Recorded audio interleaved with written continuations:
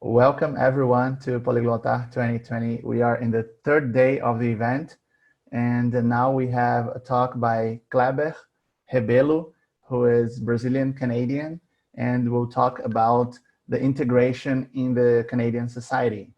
Okay, Kleber, you can start, please. Sure. Hello, everyone, and let me first start sharing my screen. Can you see the screen? Okay, good. So it looks like it's working out. I'm not sure what happened before, but we're good now. Thank you. All right. Okay, so welcome, everybody. Sorry for this delay, and I had some technical problems that I don't quite understand what happened. But anyway, we're going to start. So I'm going to give a couple of minutes for people to move into their booths. I think some people may not be, will need some sort of interpretation / translation. Everyone is in the booth already. You can start. Oh, excellent. So I don't have to wait for anybody. Hopefully, whoever needs translation is already in the right place. That's great. All right. So we're here to talk about integration into the Canadian society. And our focus here is on language, as this is a Poliglotar meeting, and how this ties into integration. Okay, so we're going to move on to the next slide here. Well, and we start with winter because this is our longest season, and yes, it's beautiful. I love when the snow falls for the first time. When it lingers on for a longer period, I may not feel the same way, but that's what it is. So this is our agenda. So we'll be here for about 50 minutes. And so we're going to be talking about preparing yourself for this integration and how to familiarize yourself with your host countries. And we're going to focus more on some of the challenges you might face when coming here. And there's going to be a bonus video for you as a very short video to show a few things about this country that could help you with these, prepare yourself for these challenges anyway. And we're going to have a short Q&A session. That's question and answer. And I'm going to be, from now on, I'm going to be slowing down a little bit my speech to allow some time for the interpreters to translate what I'm saying here. Okay, so we're ready to move on. Yes, so we're back in winter, and this is going to be me just trying to go onto one of our streetcars. This is one of the challenges. This is not a linguistic challenge anyway, but there's a lot of winter terminology that some of you may not know, and when you come here, you end up learning. So what this presentation is, and I'm mentioning what it's not about. We're going to be talking about integration. Okay, so some of the language aspects you may need to know to integrate better into this society. And we're definitely not going to be talking about processes. I mean, how to immigrate or where you should go or how the immigration process works. This is not part at all of this. So we're going to be focused on that integration. And it's obviously about not being language. I didn't write this well, but anyway, it's about language and integration anyway. And you have, we're going to be talking about the challenges with that as well. All right, so I guess if everything is okay, we can move on to the next slide. Yeah, so here we go. So here we'll have a lot of opportunity to flex your muscles, meaning to be in good shape. Yes, there's a lot of work to be done in winter anyway. So sorry, I forgot to slow down. So yeah, and there will be a lot of terminology and words that you may need to learn, and you will eventually learn if you're living here. So how does this all start, this integration part start? So it generally starts with a plan, and it's your plan of coming here and your plan of thinking, okay, what are the things I need to do to get myself more familiar with a host country. Some people would come here with no plan at all, but then it's their choice. I guess that will make integration more difficult. But having a plan, it's the best the ideal thing to happen. So obviously, you need to learn the language of your host country. If you come in here, you learn either English or French, depending on where you go. Most of the country here speaks English, while French is mostly used in Quebec. So if you go into Quebec, you better be prepared to speak some French. Their own version of French, of course. They have their own words and they have their own way of speaking French. And but it's the same with any English-speaking country. So if you go, say, to Australia, they have their own way of saying things, their own vernacular and words. So you'll have to learn that too. So ideally, you would know something about the city where you're heading for, because it's important too. So you have an idea of things like the weather in the city. It's important, given that you're coming from a country, and I'm speaking to the Brazilian audience here, that is tropical, and it's definitely not tropical here. And you would listen to local news. It's always good to know what's going on around the place where you're going to live. You know, there's always good things that are going to be happening when you arrive here, and like exhibitions or places to visit. But like any other places, there are bad things that happen here as well. So it's a good idea to know a bit of everything, right? And obviously you're going to read about our winter, which is it's something that we talked a lot about here, because it's the longest season, as I mentioned before. And again, you learn quite a few words that people use every day. You may not be familiar with them, but you hear them in the news. You hear when people talk to you on the streets, or you hear about them when you are at work, if you're working here, or when you are in college, if you're coming here to study. So there we go. So this is one of the words that we use most often here: bundle up. So yes, so it's important that you understand it's a different climate. The winter, fortunately, is not always like this, but you do have a few days like this. So this, I guess, from the picture, you may understand what we mean by saying when you need to bundle up, just putting lots of layers of warm clothing around you, so that the weather is not so good today. So you'll hear that from many Canadians. So you've arrived here. So what now?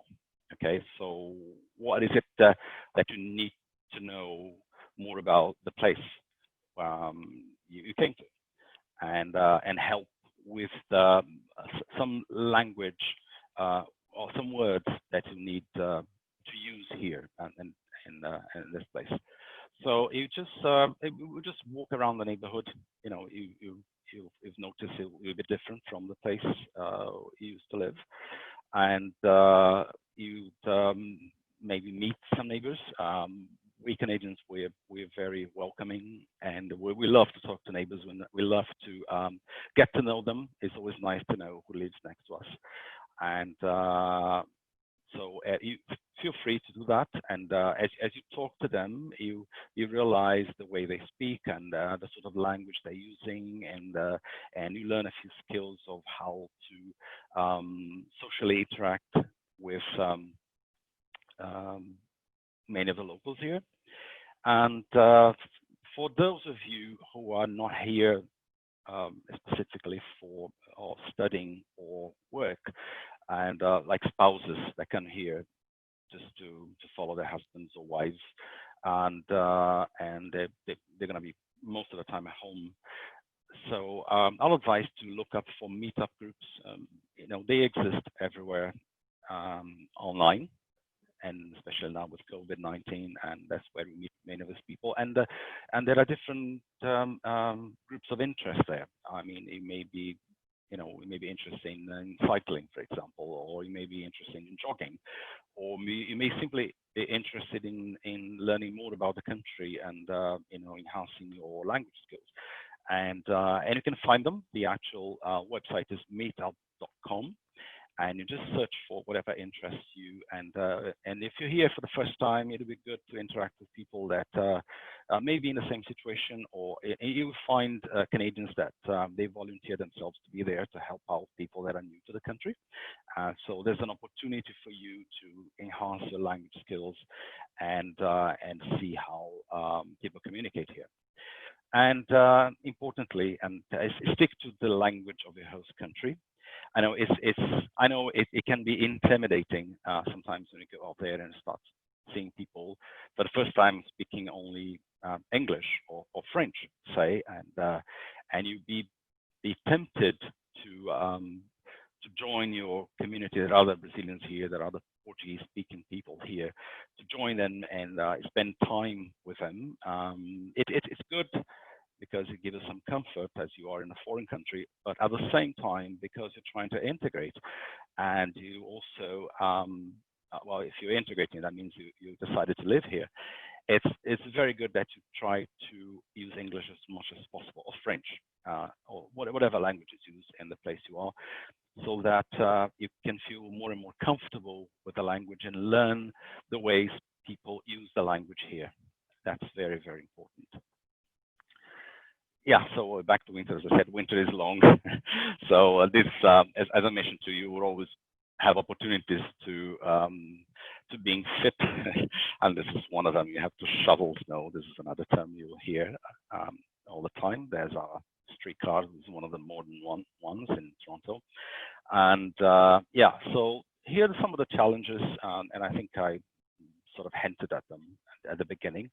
The local vernacular, and obviously, like any country you go to, you learn, in this case, English, and then you come to Canada, or you may have gone to Australia. I don't know. This does not particularly apply to Canada, actually. Anywhere else you go and immigrate to, they're going to have the special way, the special words that they use in that place they won't find anywhere else. I just thought of a couple of examples here, like washroom. I know that in Brazil, American English is very prevalent, so people will come here with a lot of American terms, and they end up realizing that we don't particularly use all of them. Not all of them are common here in Canada, and so people get confused when they hear the word washroom, and they don't know what that means. That's what the Americans typically call a restroom. This is typical bathroom, but depending on which English-speaking country you go to, they may use different words. In England they refer to it as a loo. In Australia, I think they use the same word, and the Americans, they use restroom, which is a funny word to me. But here we mostly talk about washroom. And there's the next word there that you can see that many people don't even know how to pronounce it, and then they have no idea at all what it is. But it's one of our winter terms here, and you're going to be hearing this a lot. It's pronounced toque.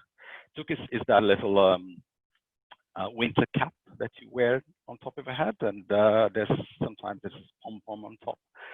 And yes, we use that a lot, because of our long winters here.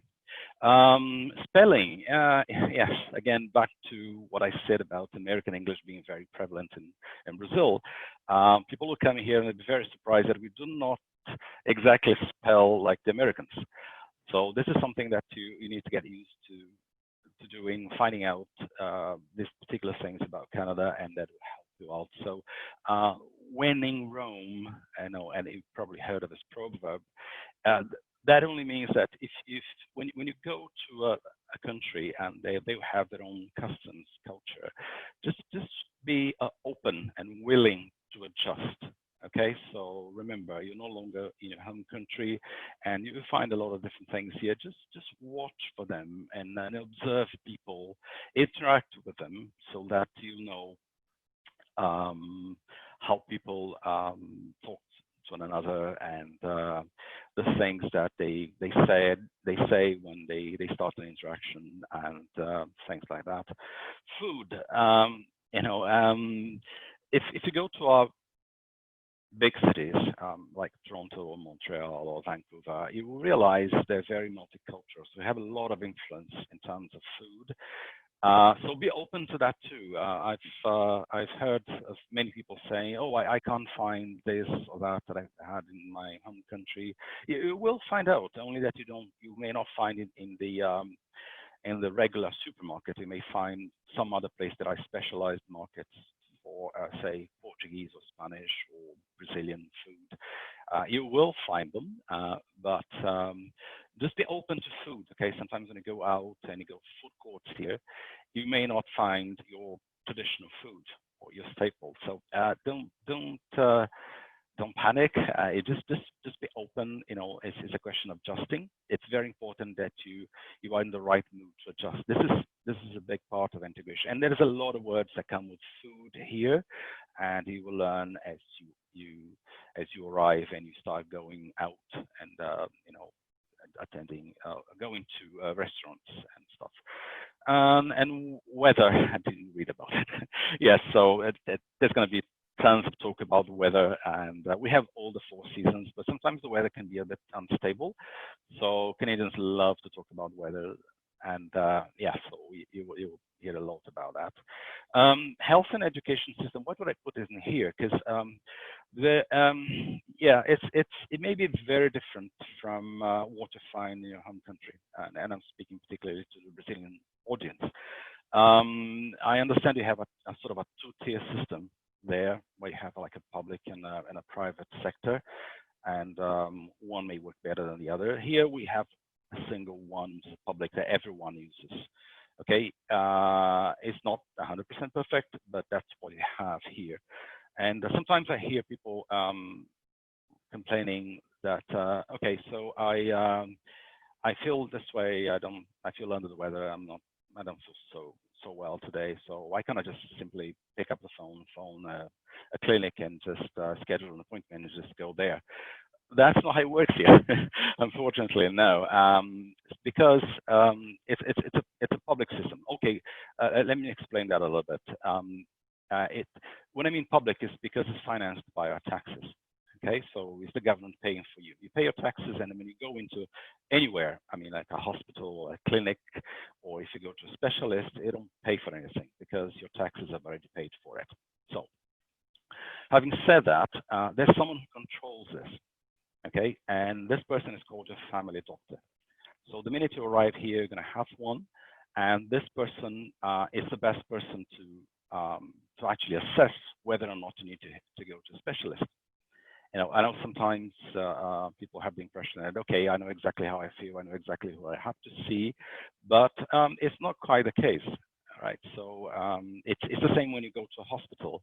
I mean, you think, okay, I'm having an emergency. You go to a hospital when you are in a waiting room. We have triage nurses there that are their job is to assess how urgent or what kind of emergency you have, because there might be people with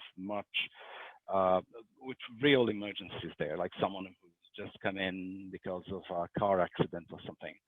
And again, I'm just trying to give a few words to you that will add to your vocabulary about our health system here.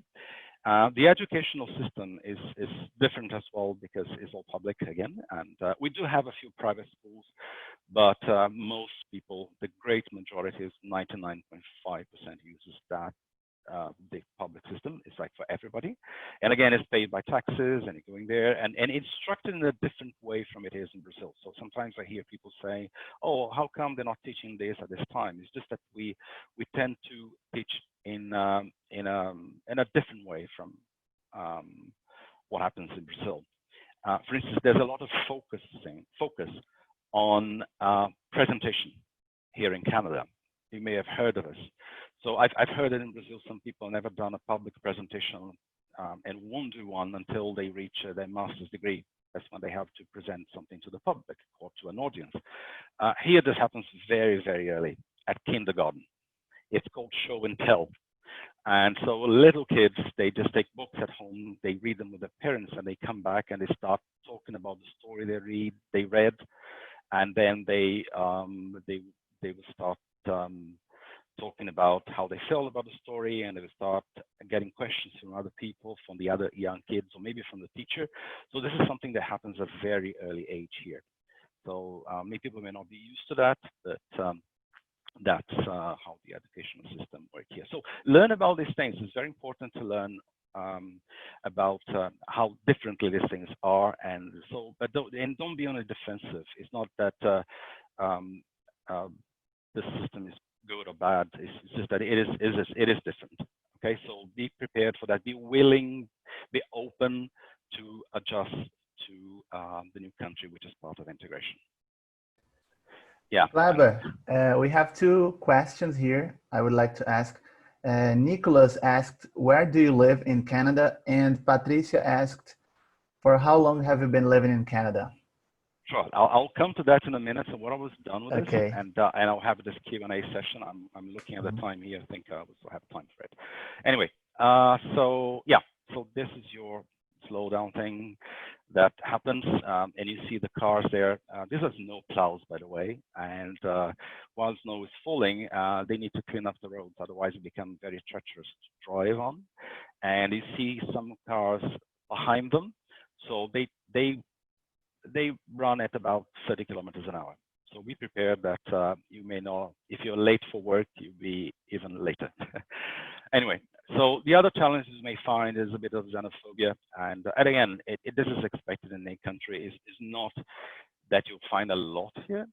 It's just that some people are not used to or they don't know much about other countries, and I guess this happens to some of you as well. There may be countries, people that visit your country, and you meet them and you know very little about them, and you may not react in a positive way. But this is not very often here, I can tell you. Multiculturalism, this is something you need to be prepared for. So there's a lot of cultures living here. This is a multicultural country. There's a lot of people that came from different countries here. So you find different cultures, and this helped paint the Canadian culture in such a way that we're very proud of that, of having so many influences here. Ontario's no drinking policy in parks and beaches. Yes, the Quebecers in particular, they complain about that. This drinking parks and beaches are not allowed. Okay, so watch that. You don't want to get a fine if you go to a park here and you're opening your beer and you're so relaxed, and an officer will come approach you and they say, "Sir, you cannot do that." Traffic laws. Yes, there is a different. We have different laws here. Not a lot different from what you find in Brazil, but I'll give you one, for instance. It here is possible for you to turn right on a red light. Okay, if the light is red, the traffic light is red, you can turn right. You don't have to wait for it to turn green to turn right if you're turning right. Okay, so but you will find out about these things here when you arrive. So alcohol consumption control. Yes, what do I mean by that? I know, and Quebecers complain about that, because if you go to Quebec, you can go to any supermarket and you can buy alcohol there, beer or wine. Here, it's not quite the case, and I'm referring to Ontario, and most of the English Canadian, they're pretty similar to that.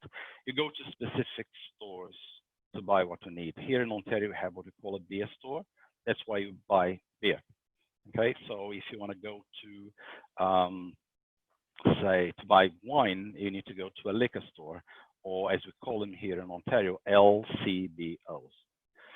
And so, again, another terminology, something to help you integrate here. And you know that you cannot just simply, okay, I feel like going, buying some beer and I go to a supermarket and buy it. No. Actually, I need to correct something here. Last year, they opened up selling of alcohol to a few supermarkets. They have a special cashier that is trained to handle that. So you can go actually there during a certain period of time. It's not that it's open all the time, and you can go and buy beer, for instance. I haven't seen wine in those places, but beer, yes, you can do.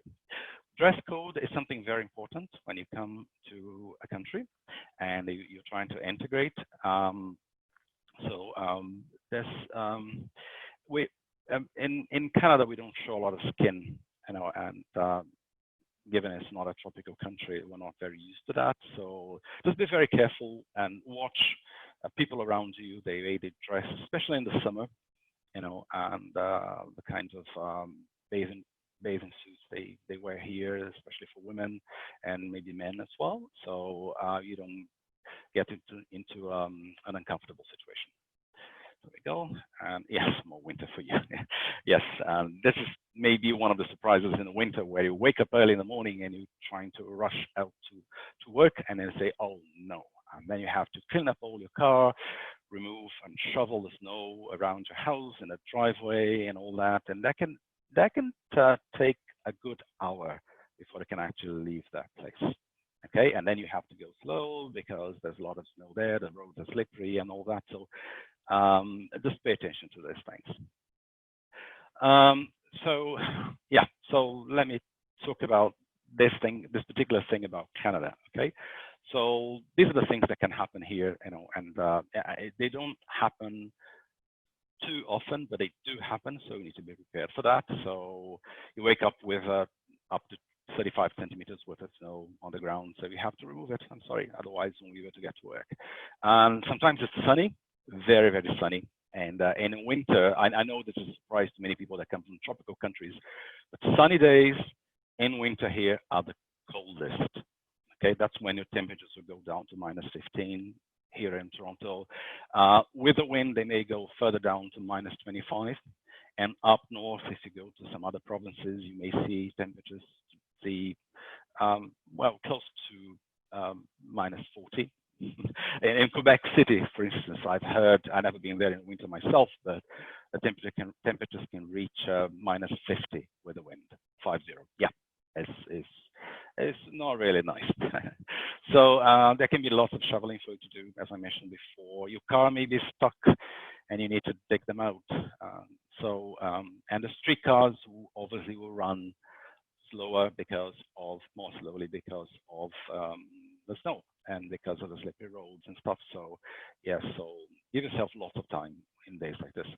The city may not be able to plow off the snow from all streets, and sometimes you have to do some of it yourself because when there's a lot of snow, it's very difficult for all the plows to go everywhere at the same time. And shoveling sidewalks on some side streets, it's maybe on you. So be prepared for that. Okay, so I'm going to show here a very short video, and hopefully you'll to give you a picture. Sometimes a picture is worth 1,000 words, that's what they say, and you'll be able to see these particular bad days here.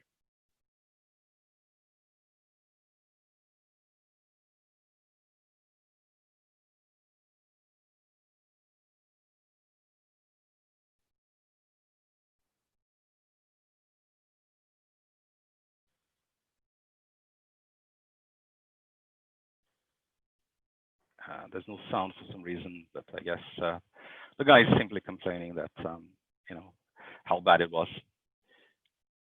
As I remember, this gentleman was telling that he was stuck at home, and now he was stuck again there, so he had to take out his car. This is one of our buses, and having a hard time leaving that place. And you can see how slippery roads are, right? So when the cars go. Yeah, so when bus is delayed, there's a lot of lineups and people waiting. This gentleman, you can see how much snow he has on top of his car. He hadn't had a chance of cleaning that up. Actually, this is against the law, and he should do this as quickly as possible, otherwise he would get a fine. This is one of our snow plows trying to help us out on the street. Yeah, it's one of the highways, and yeah, so some people just skidded off the road, and yeah, so this is how low things could be. This guy was not as fortunate, so he had to get a tow truck to help him out.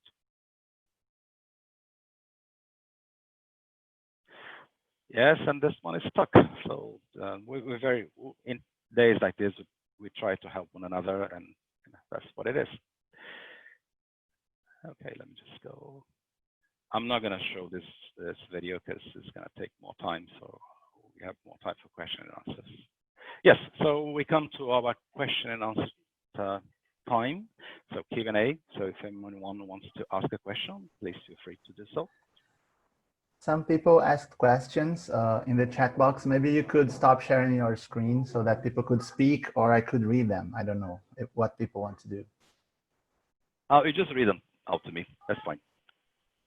Nicholas, would you like to ask? Should I write or can I speak? You can just speak. Just ask me. Okay. Thank you for your talk. So do you feel like do you feel this cold all the time, or is it only when you go on the street? I think your question is about how challenging it is to go out or to live in winter. Okay. Yeah, because go ahead. Sorry, since we don't have that winter here in Brazil, or since we don't have heat, sorry, we feel the cold all the time. So it's not very good. So I think there, if you have this winter all the time and you feel it all the time, even when you're inside buildings, it is very bad. Yeah. Okay. So I quite understand what you're saying. I visited Brazil a few times, so I understand that in the winter you don't have the infrastructure for that. So the cold is outside and inside your place, right? So here, these challenges are only outside.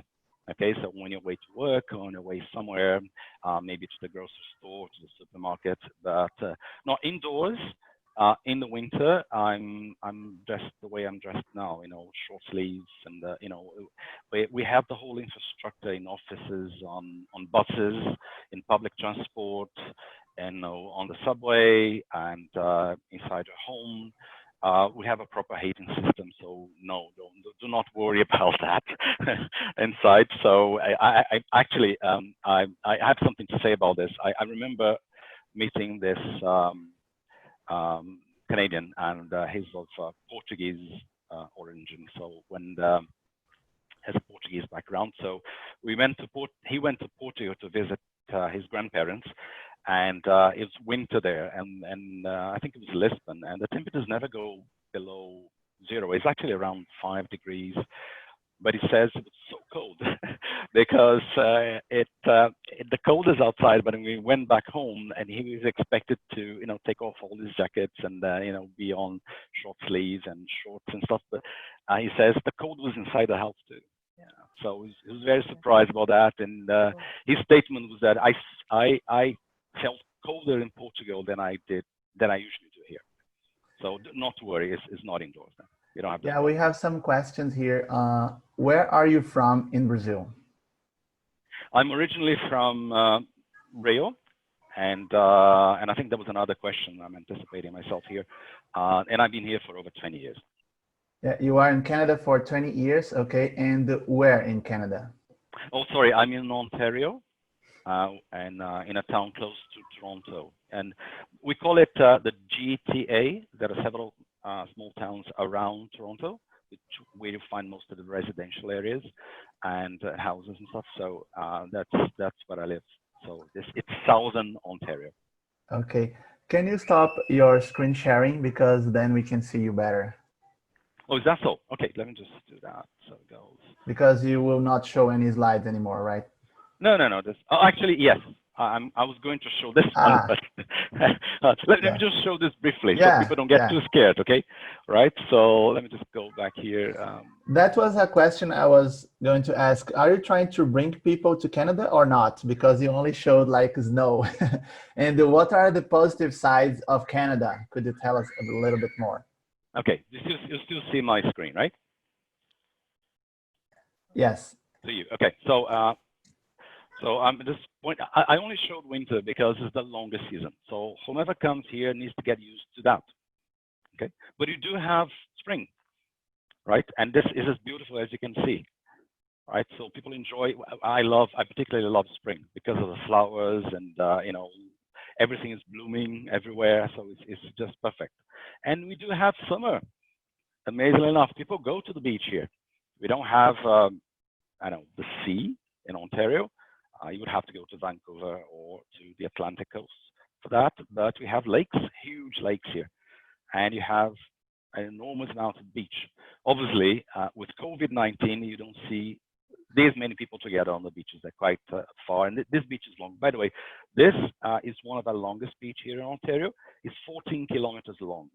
So this allows us to have good distance, you know, among one another, and in the summer. I was there this summer, so yeah, I was very careful with keeping social distancing. Anyway, yes, so we do have summer, so and we enjoy. It goes from June to September, and we make sure that we enjoy that time because it doesn't last too long.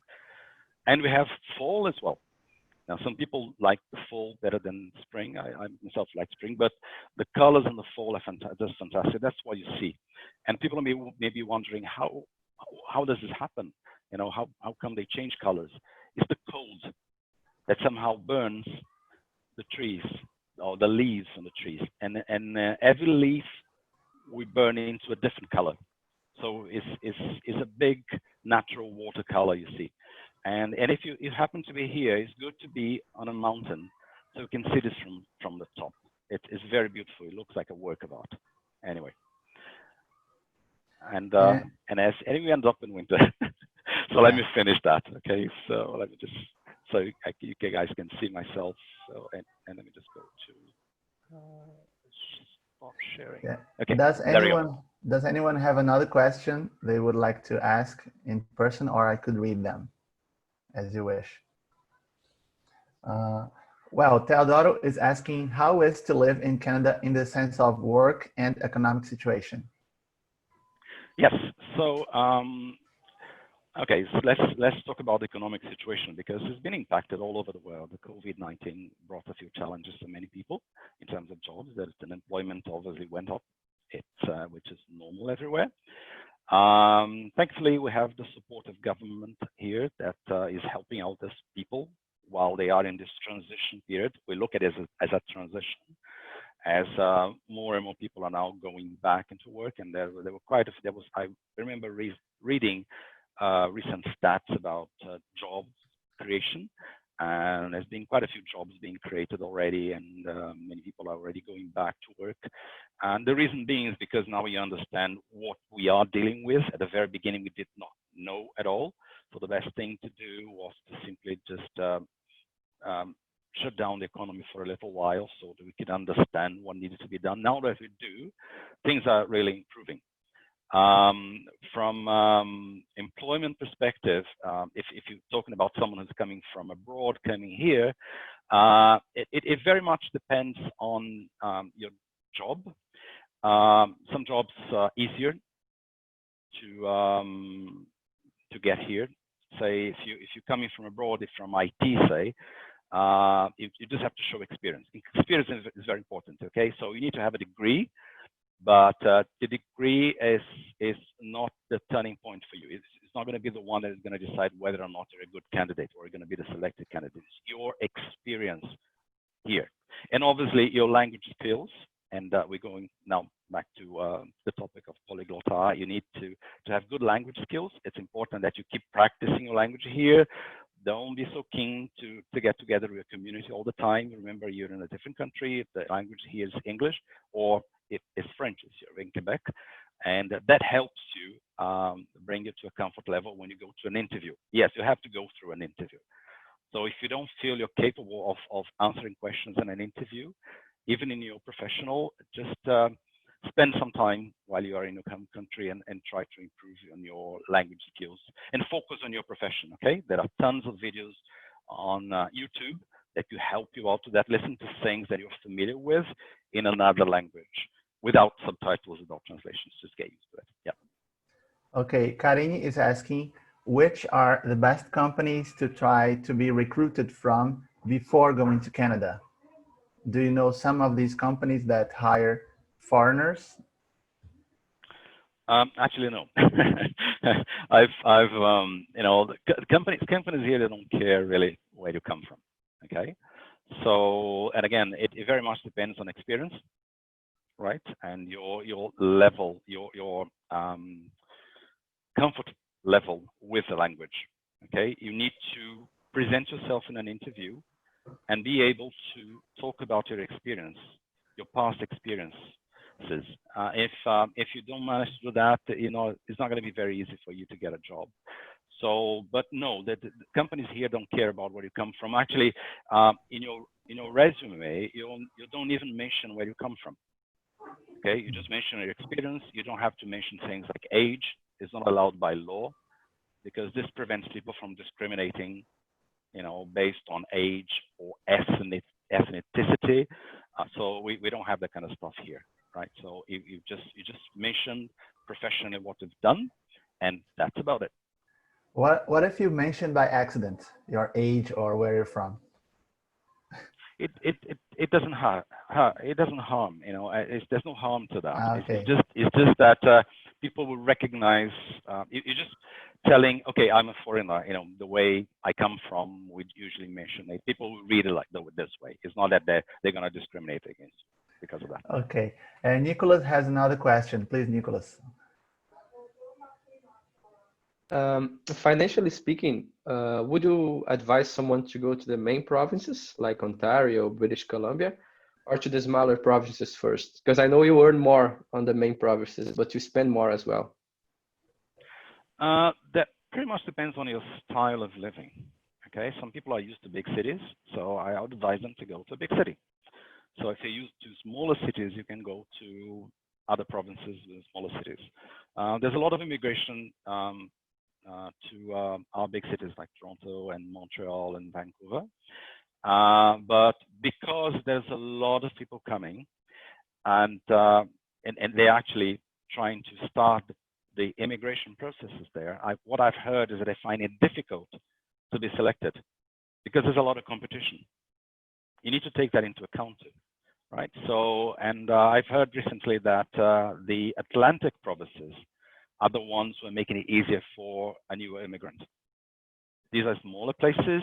You may have not as much employment there, but so it's up to you to go and search. Of course, if there are people living there, you have employment in that place, right? But it's a smaller place, but it will make it much easier for an immigrant coming here to get his residence visa, say.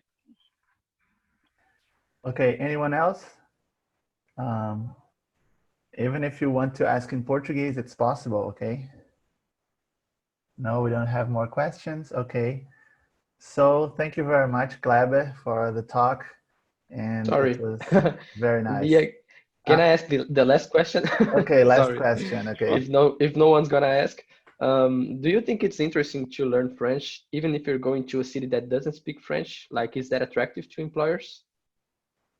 If your plan is to work for the provincial government, say, or the federal government, yes, they will probably ask you to learn French. Otherwise, if you go into a private enterprise, it will not help you. No, English is the most important thing.